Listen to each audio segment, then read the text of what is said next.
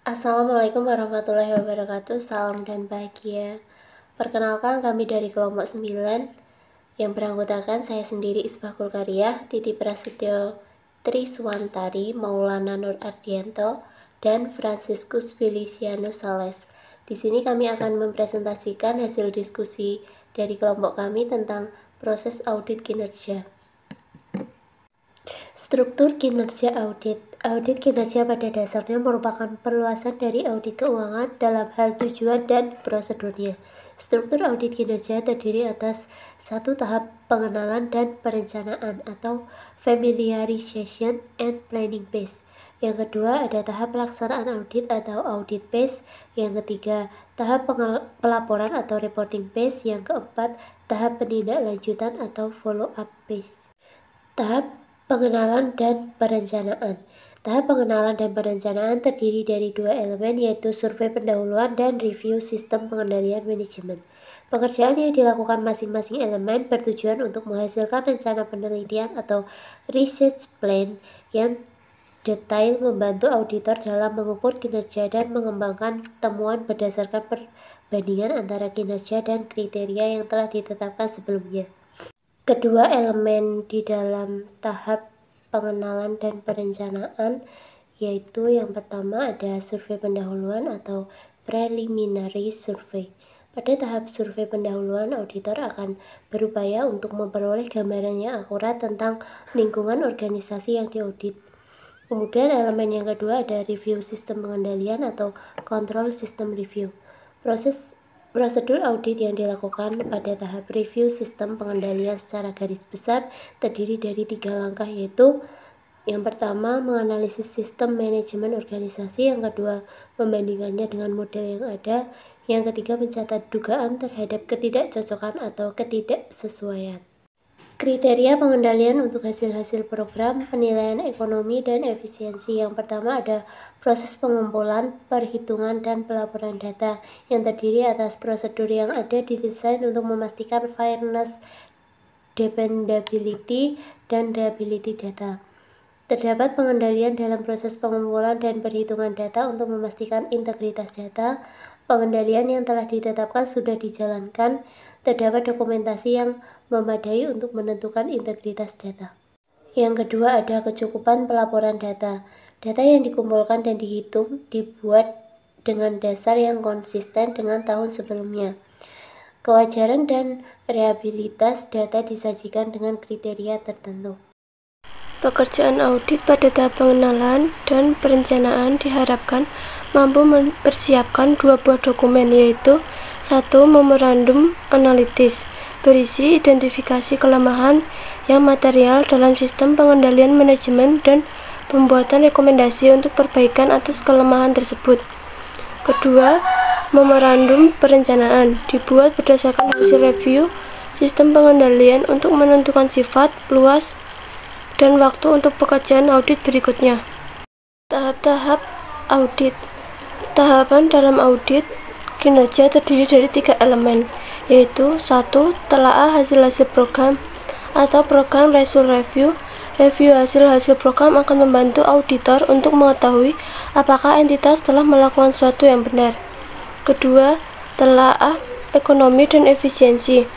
Review ekonomi dan efisiensi akan mengarahkan auditor untuk menentukan apakah entitas telah melakukan sesuatu yang benar tadi secara ekonomis dan efisien.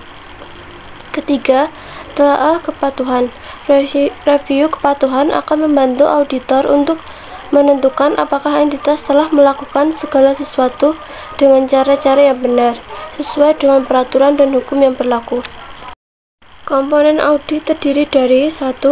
Identifikasi lingkungan manajemen, kedua perencanaan dan tujuan, ketiga struktur organisasi, keempat kebijakan dan praktik, 5. Sistem dan prosedur, 6. Pengendalian dan metode pengendalian, ketujuh sumber daya manusia dan lingkungan fisik, 8. Praktik pengolahan staf, 9. Analisis fiskal, 10. Area khusus investigasi. Selanjutnya masuk ke dalam tahapan pelaporan. Adanya permintaan yang tinggi atas transparansi pengolahan sumber daya publik menjadi alasan utama untuk melaporkan keseluruhan pekerjaan audit kepada pihak manajemen, lembaga legislatif, dan masyarakat luar. Penyampaian hasil-hasil pekerjaan audit dapat dilakukan secara formal dalam bentuk laporan tertulis kepada lembaga legislatif maupun secara informal melalui diskusi dengan pihak manajemen. Pengorganisasian laporan secara tertulis akan membuat hasil pekerjaan yang telah dilakukan menjadi lebih permanen. 3 langkah utama dalam pengembangan laporan audit secara tertulis. Yang pertama, persiapan, kedua, penelaah, ketiga, pengiriman. Selanjutnya, tahapan pelaporan. Hal terpenting dalam sebuah laporan adalah bahwa laporan tersebut dapat dipahami oleh pihak-pihak yang menerima dan membutuhkan laporan tersebut. Umumnya, pembaca laporan adalah orang yang well educated di bidangnya masing-masing dan mempunyai kemampuan yang bagus untuk membaca laporan audit.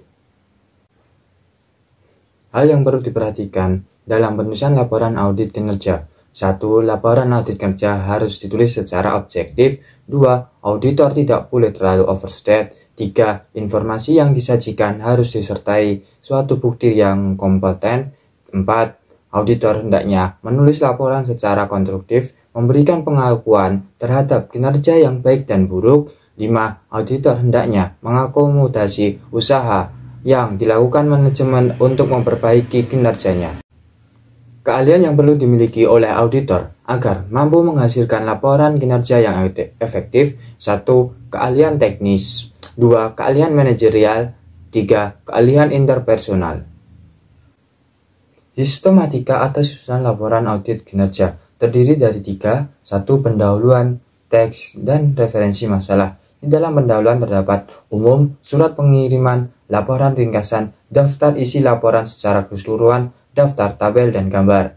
Di dalam teks terdapat pendahuluan, badan atau body mencakup yang berisi pengantar masalah, temuan-temuan, dan kesimpulan maupun rekomendasi. 3. Komentar auditor. Terdapat referensi masalah, footnotes, lampiran, bibliografi, komentar audit, dan bahan referensi. Langkah-langkah dalam mengembangkan laporan audit. 1. Menyiapkan temuan-temuan secara individual. 2. Mengumpulkan semua referensi yang diperlukan untuk mendukung teks. 3. Menyiapkan teks. 4. Menyiapkan laporan inti. 5. Menyiapkan memorandum pengiriman laporan. Yang berikut, tahap penindaklanjutan atau follow up. Jadi, dalam tahap penindaklanjutan ini akan melibatkan auditor, audit, dan pihak lain yang berkompeten. Tahap ini didesain untuk memastikan atau memberikan pendapat apakah rekomendasi yang diusulkan oleh auditor sudah diimplementasikan. Prosedur review follow up dimulai dengan tahap perencanaan melalui pertemuan dengan pihak manajemen untuk mengetahui permasalahan yang dihadapi organisasi dalam mengimplementasikan rekomendasi auditor. Kemudian, auditor mengumpulkan data-data yang ada dan melakukan analisis terhadap data-data tersebut, kemudian disusun ke dalam sebuah laporan. Yang berikut, hal yang perlu diperhatikan dalam tahap follow up dari sisi auditor. Yang pertama itu, dasar pelaksanaan follow up. Yang kedua, pelaksanaan review follow up. Dan yang ketiga, batasan review follow up. Yang berikut, implementasi rekomendasi. Jadi pada audit kinerja, auditor secara formal memberikan rekomendasi-rekomendasi yang didasarkan pada temuan-temuan selama proses audit. Jadi rekomendasi ini sangat penting untuk perbaikan kinerja di masa yang akan datang. Jadi yang pertama itu implementasi oleh unit kerja, yang kedua implementasi oleh eksekutif, yang ketiga itu peranan auditor dalam pengimplementasian rekomendasi audit, dan yang terakhir itu peranan legislatif dalam mengimplementasikan rekomendasi audit. Yang berikut beberapa pendekatan yang dapat dilakukan untuk memastikan implementasi rekomendasi audit. Jadi yang pertama itu tindakan legislatif secara formal, dan yang kedua tindakan legislatif secara informal, dan yang ketiga itu tindakan legislatif melalui anggaran. Yang berikut pemeriksaan kembali secara periodik. Jadi audit kinerja merupakan suatu usaha yang meliputi lebih dari satu periode waktu, karena sebagaimana variabel-variabel lain yang berubah-ubah. Jadi kinerja sebuah organisasi juga dapat mengalami peningkatan ataupun penurunan.